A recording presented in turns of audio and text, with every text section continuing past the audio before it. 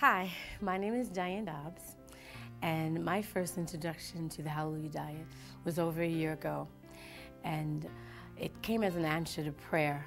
I was desperate for God to show me where I could go to get instruction on living a healthier life because I'm a diabetic.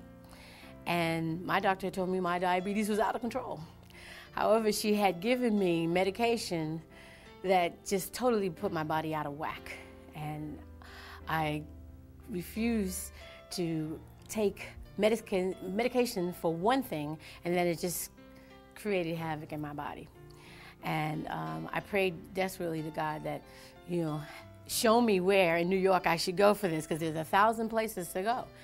And I'm not really sure how long it took, but I know inside of a month, my daughter's school, she goes to a Christian school, I saw a flyer up on the bulletin board when I walked in, and I couldn't believe that there was information about nutritional training. I said, oh great, this is happy, I'm happy, I'm happy.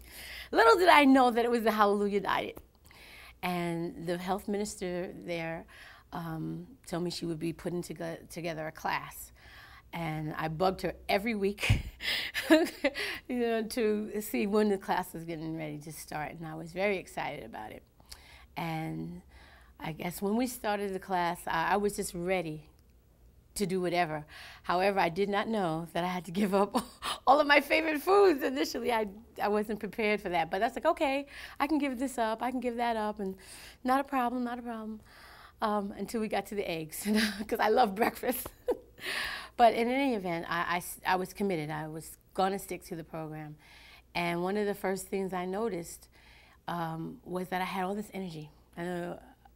It just amazed me that I had all this energy. And another thing was that I was able to breathe through both nostrils.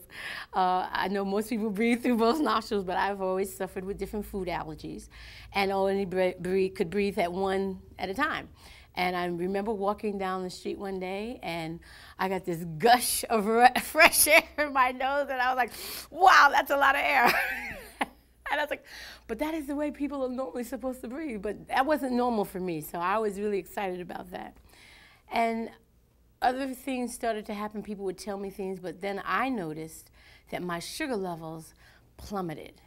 And the first couple of times I thought, okay, that's good. I just was eating good this day. And then I realized that it wasn't just that day, but these were becoming more regular. And I thought my glucometer was broken.